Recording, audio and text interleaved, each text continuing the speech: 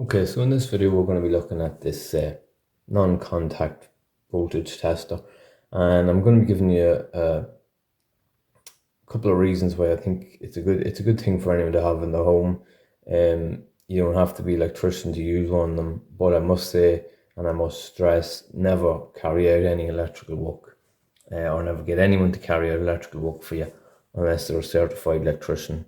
Don't go watching YouTube videos thinking I'm going to be able to do this now and do that now. Electricity is a killer, okay? So stay away from it. But this video is going to show you a good tool to have to know when electricity is about. And we'll get into that now.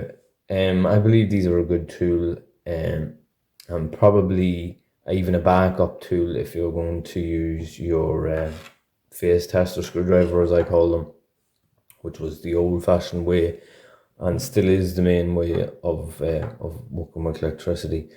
But these weren't about, these are only about a few years now, and I just think they're a safe tool. And I'm gonna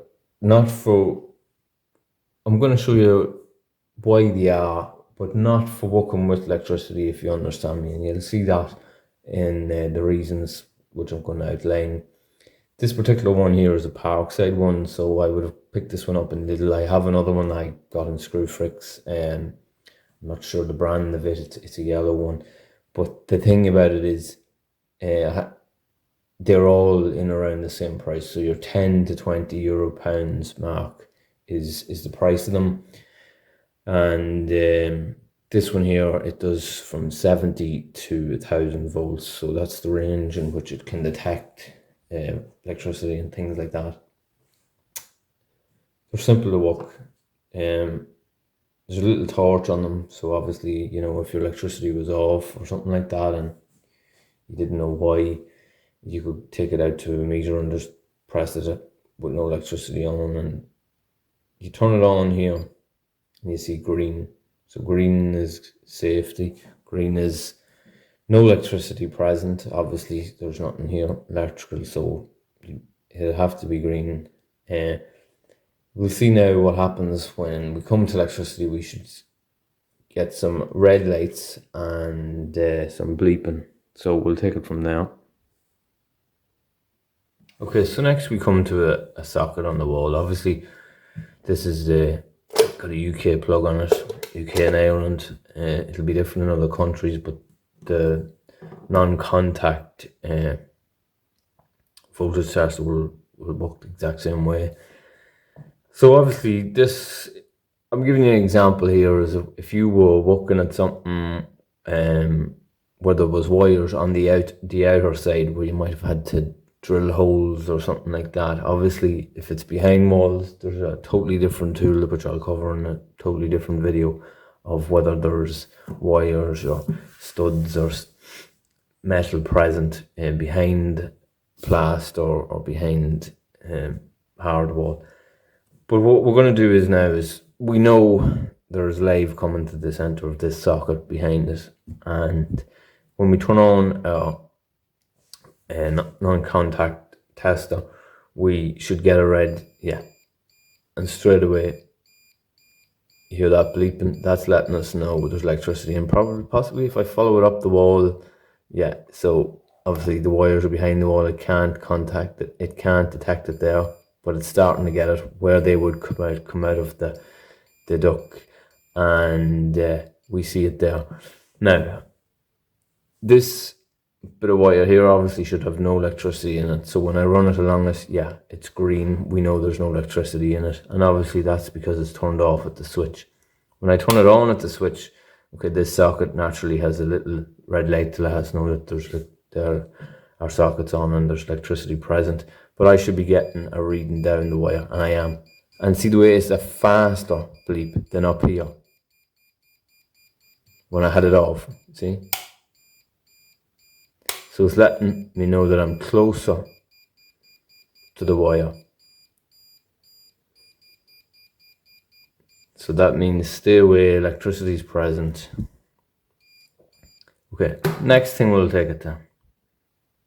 Okay, so this is the main reason I think it'd be good in anyone's home is we have light bulbs, and we have ceiling rows. And some people, where the light bulb goes in on the light bulb holder, you know, they might wear out over time or become damaged, and some people might take on with changing that themselves. I'm not suggesting for anyone to do that. I always think you should get a certified electrician. But sometimes I've seen people, they might have a dimmer switch or an on-off switch, and they go, when the bulb blows, they go changing the bulb with the switch still on at the wall, and that's something that you should never do, okay? So I think that this non-contact voltage tester is a great tool when you come to the likes of having to change a bulb. And I'll tell you why, and I'll show you why. Okay, at the minute, I know my switch is off at the wall. I've had no reason to put it on. So I come again with my non-contact tester, and I'm not getting any electricity coming to that bulb. I go up here to the ceiling rows, and I'm not getting any electricity coming down to the bulb holder from the ceiling. And that's good, that's the way it should be. So now we'll go to the switch.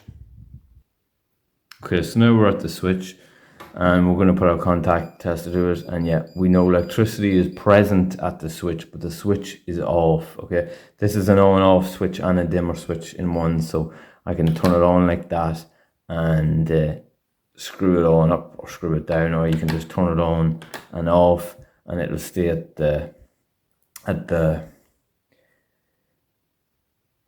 amount of light that you want coming out of the bulb. Okay, so I have it on there at the minute, and naturally enough, we still have an on reading, and we'll always have electricity present at our switch. Now we'll leave the light on, and we'll go back to our bulb.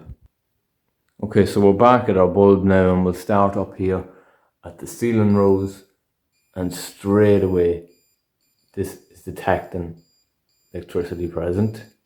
And as we come down, you can see the bleeping is getting faster and the flashing is getting quicker, because we were coming down to where the electricity is present at our bulb.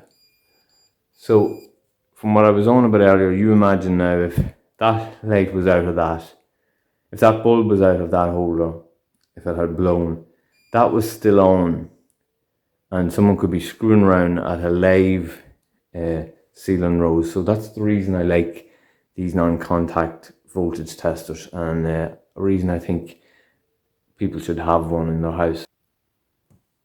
Okay, so that wraps up this video of why I think you should have a non-contact voltage tester. Just in your home. As I said, they're not dear. If you see one for sale, just pick it up and buy it, because you know what I've just shown you there regarding the light and people pulling bulbs out of light holders while it's still connected. It's a very, you know, you put your finger in that bulb holder, and you know you're gonna get a fraying, you know. So I think that's a good thing. These are a good thing to have. They're cheap and they're safe, and you probably could say, well, I'm going to use one of these. This is the safe method. That's it for this one. Thanks for watching. Hit that like button and subscription button. See you in the next one.